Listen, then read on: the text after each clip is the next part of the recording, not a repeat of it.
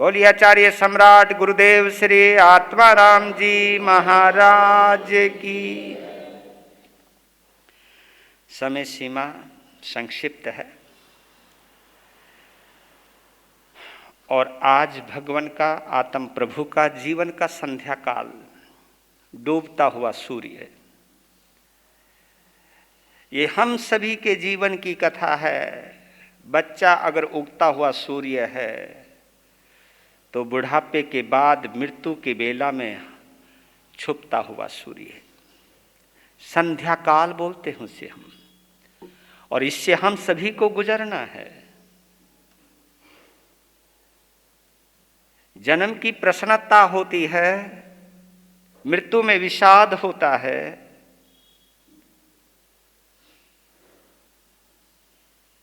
लेकिन सत्य को स्वीकार करना होता है।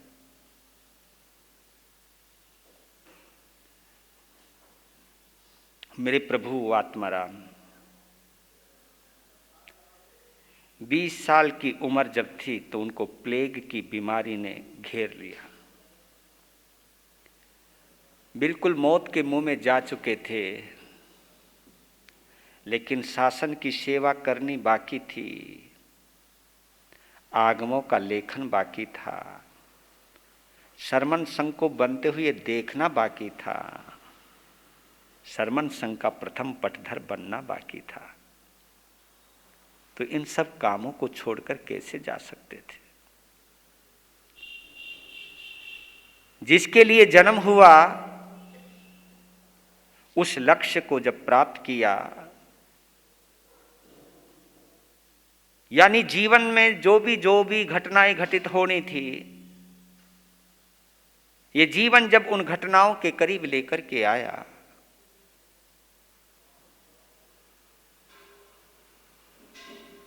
फिर भी कहते हैं कि एक बार फिर उनके ऊपर शारीरिक कष्ट आया। 2005 में जब वो जैन स्थानक की पेड़ियों से गिर गए थे, 12 फुट तक चले गए और जांग की हड्डी के टुकड़े हुए, 3 टुकड़े हुए। डॉक्टर वर्जन के द्वारा उनका ऑपरेशन हुआ। उससे वो कुछ फ्री ही हुए थे, तभी एक प्लूरसी नाम की एक बीमारी होती है खतरनाक, जिसके अंदर पेशेंट केवल 48 घंटे जिंदा रहता है, वो भी उनको हुआ। डॉक्टर घबरा गए, समाज को कहा कि ये बीमारी बड़ी खतरनाक है, 48 घंटे के अंदर जिंदगी खत्म भी हो सकती है। लेकिन फिर आयुष्य कर्म ने जोर मारा, उस भयंकर बीमारी से बाहर आ गए। लेकिन असाता वेदनी कर्म ने पिंडा नहीं छोड़ा प्रभु का। 2018 के अंदर उनको लीवर का कैंसर हुआ।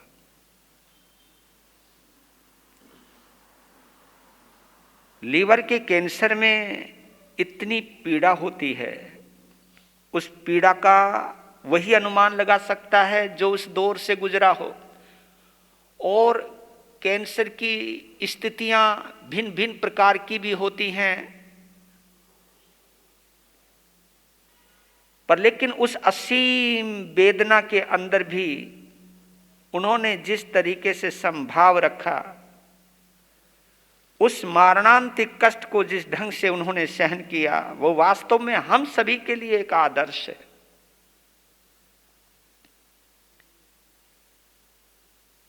कैंसर का इलाज लुधियाना के प्रसिद्ध डॉक्टर श्याम सिंह जी ने किया। जब उन्होंने उस रोग की भयंकरता और असाध्यता उसको कहते हैं जिस रोग से छुटकारा पाना बड़ा मुश्किल हो जाता है, तो पूरे लुधियाना में शोक की लहर दौड़ गई कि बिल्कुल आखिरी स्टेज पर पहुंच चुके हैं भगवान, जिंदगी खतरे में आ चुकी है। उस दौरान होम्योपैथ के एक प्रसिद्ध डॉक्टर के जैन, उन्होंने भी प्रभु आत्माराम जी महाराज साहब की दिल लगा करके सेवा की। पटियाला के एक सेठ हुआ करते थे, सेठ अछरूमल।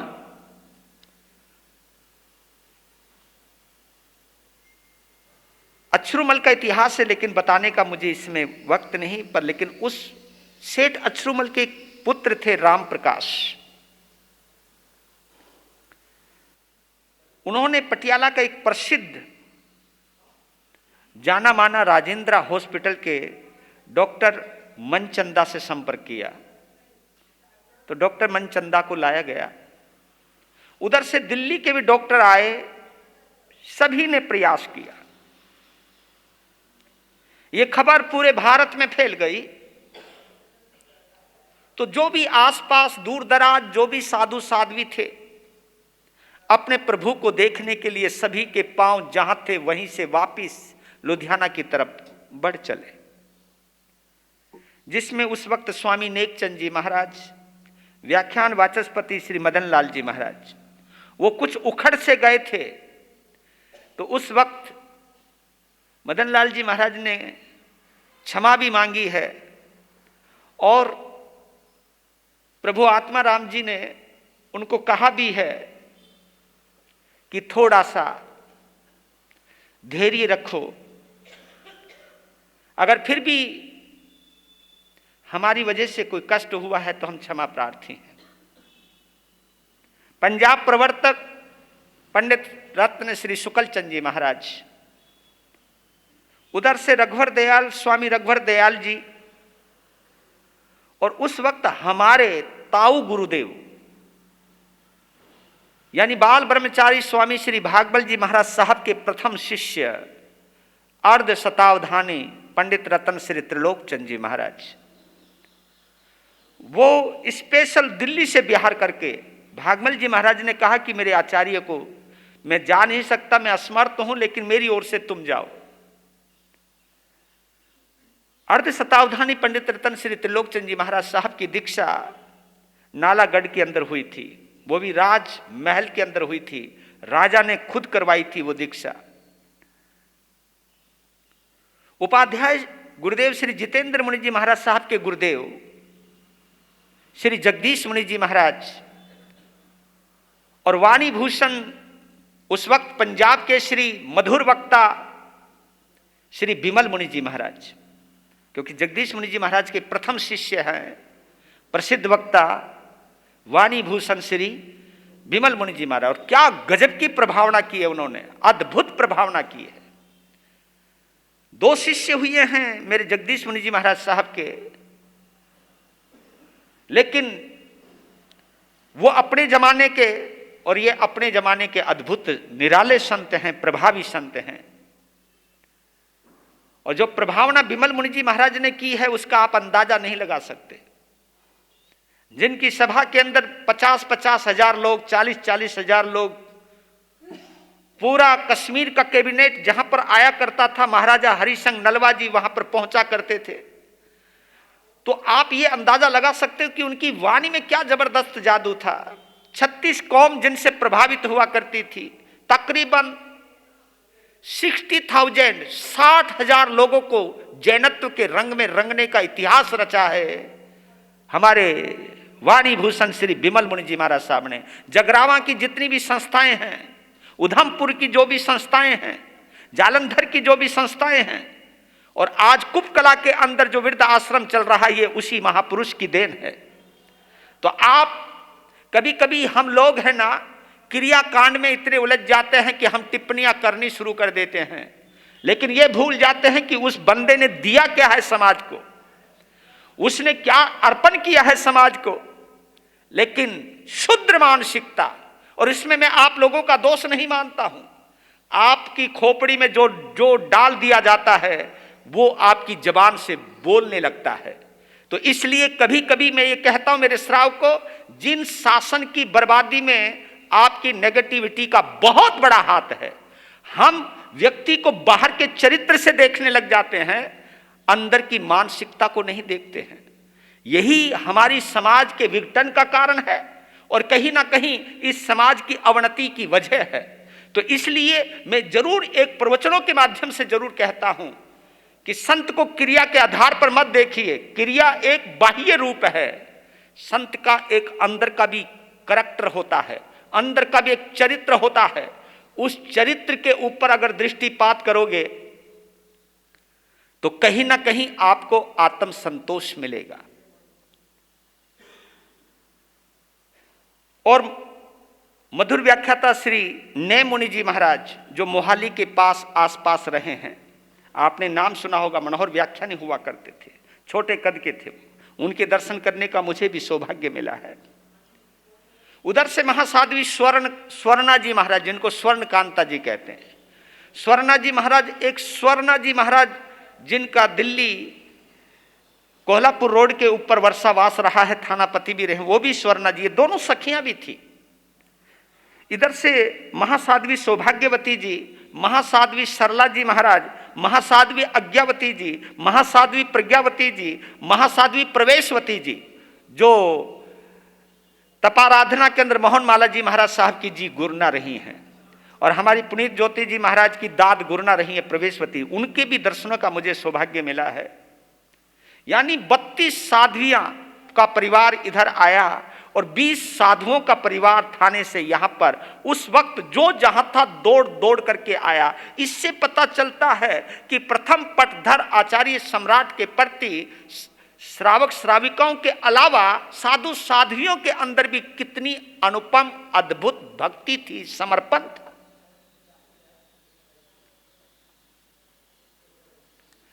धीरे धीरे अंतिम घड़ी आने लगी। 26 जनवरी 1962 जब लग गया, क्योंकि उन्होंने 5 दिन पहले बतला दिया था,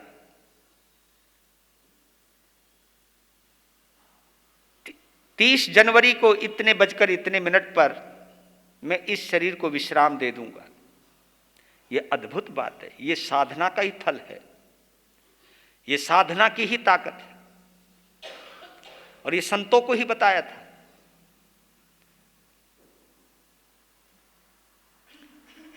पूरे संघ के समक्ष आलोचना की, समस्त साधु साध्वियों को बुलाकर के उनसे आलोचना की, और अखिल भारतीय श्रवण संघ के आचार्य सम्राट थे।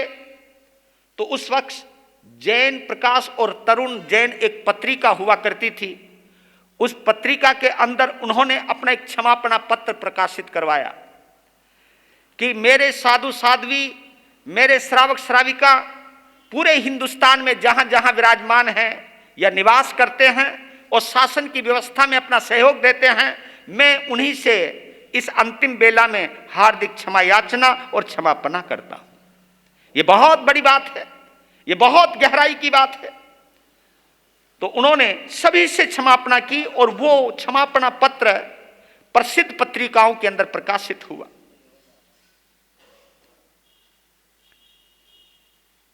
और उनके अंतिम शब्द थे,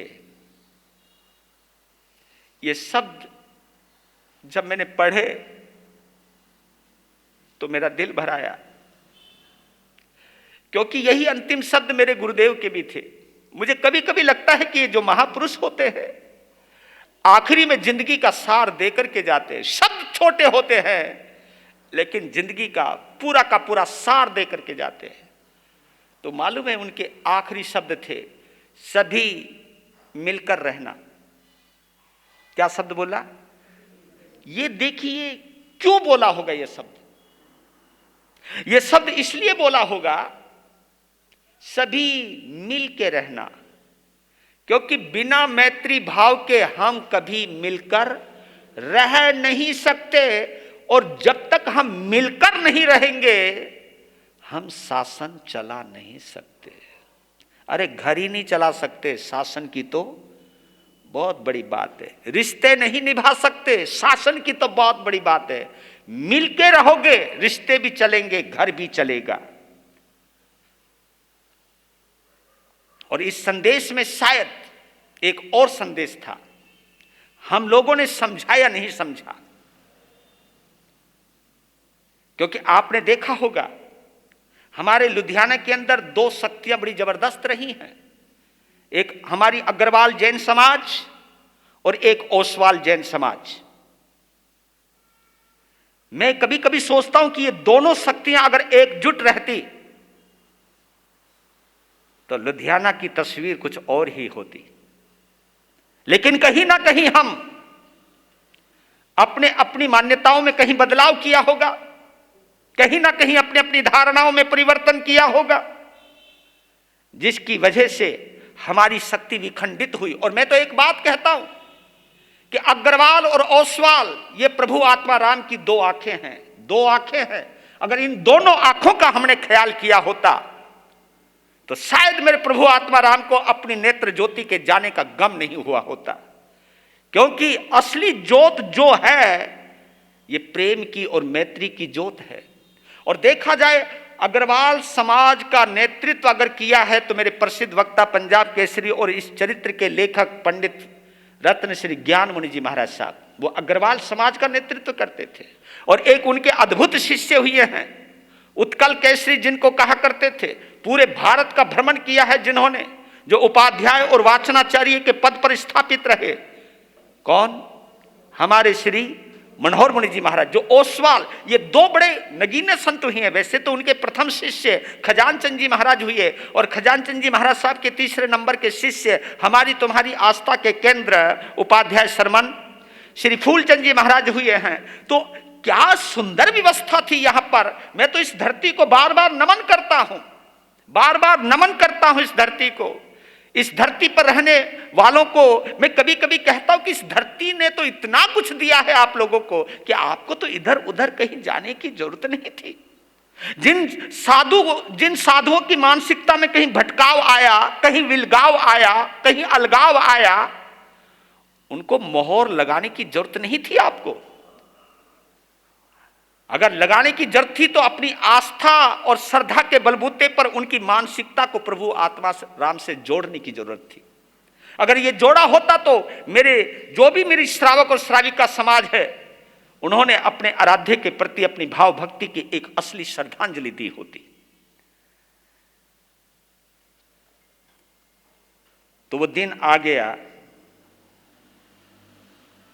30 जनवरी, क्योंकि वो 30 जनवरी बड़ी भयानक जनवरी है, जिसमें एक नहीं बल्कि दो महात्माएं गए हैं। एक हमारा परमात्मा गया है और एक देश का महात्मा गया है।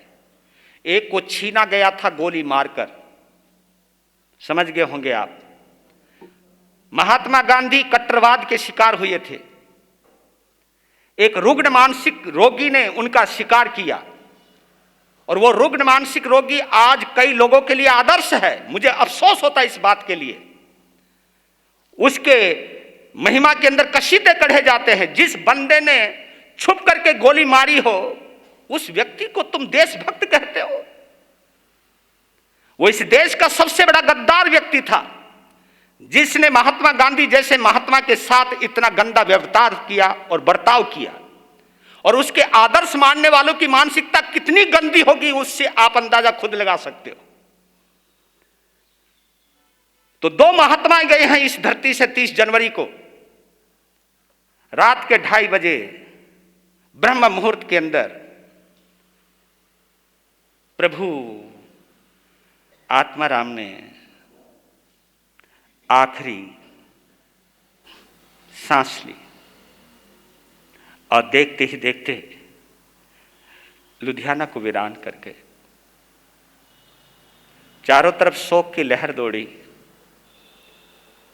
क्या लोग कहां कहां से नहीं आया। 1 फरवरी 1962 को 12:15 बजे रूपा मिस्त्री गली से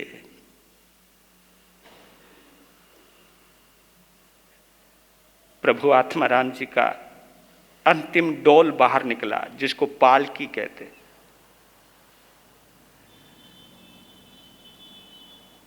पूरा लुधियाना बंद था उस दिन।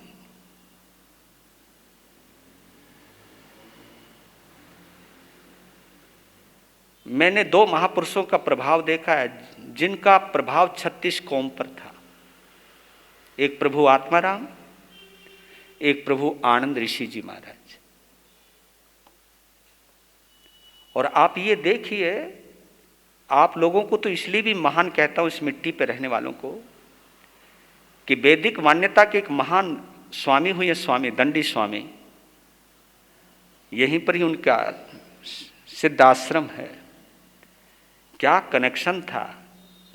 ऐसा लोग कहा करते थे कि वो वहां बैठकर वो यहां बैठकर आपस में वार्तालाप करते। क्या ट्यूनिंग थी। इसलिए कहता हूं कि साधना किसी संप्रदाय की मोहताज नहीं होती। साधना की गहराई ये नहीं सोचना चाहिए कि किसी विशेष परंपरा में ही साधना की गहराई आती है। साधना तो भाव की जितनी निर्मलता आती जाएगी, साधना उतनी ही गहरी होती जाएगी। साधना के लिए ऊंची क्रिया की जरूरत नहीं है, साधना के लिए ऊंचे भावों की जरूरत है।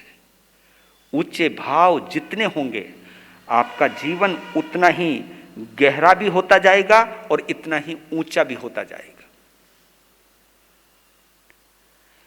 तो 12:15 बजे प्रभु आत्माराम की डोल उठती है, भिन्न भिन्न बाजारों से होती हुई दरेशी के मैदान पर पहुंचती है। और उस वक्त का चित्र मेरे भाई संजीव जो हीरालाल जी के सुपुत्र हैं वो दिखा रहे थे अंतिम डोल का। तो मैं ललित जी को कहूँगा कि आप उनसे संपर्क करके इस कथा की पूर्णाहुति के साथ वो अंतिम यात्रा अवश्य दिखाइएगा, कि ताकि इतिहास दोहराया जाए। वो ठीक है, उस वक्त रंगीन कैमरे नहीं हुआ करते थे, लेकिन जो भी वो मूवी है अंतिम यात्रा की, दरेशी के मैदान पर ऊंचे मंच पर प्रभु आत्माराम का पार्थिव शरीर रखा गया और लाखों की जनमेदनी के बीच में अग्नि को समर्पित किया शरीर। इस प्रकार प्रभु आत्माराम पंचत्व में विलीन हुए। बोलिए आचार्य सम्राट गुरुदेव श्री आत्माराम जी। बोलिए हमारे तुम्हारे हृदय के सम्राट सच्चे साधक जैनागम रत्नाकर गुरुदेव श्री आत्माराम जी। हम सभी के हृदय के सम्राट आचार्य सम्राट गुरुदेव श्री आत्माराम जी महाराज की। आज ये जीवन चरित्र यहीं विराम लेता है, लेकिन इस मिट्टी को मैं पुनः पुनः वंदन करता हूँ और मैं अपने सभी श्रोताओं का, जो यहाँ बैठे हैं उनका भी और जो ऑनलाइन पर हैं उनका भी हृदय से अभिवादन करता हूँ। और इस प्रभु आत्माराम की कथा को बार बार सुनिएगा, जीवन में संभलिएगा, जीवन को समझाइएगा और महावीर के रास्ते पर चलने का अभ्यास कीजिएगा। धन्यवाद।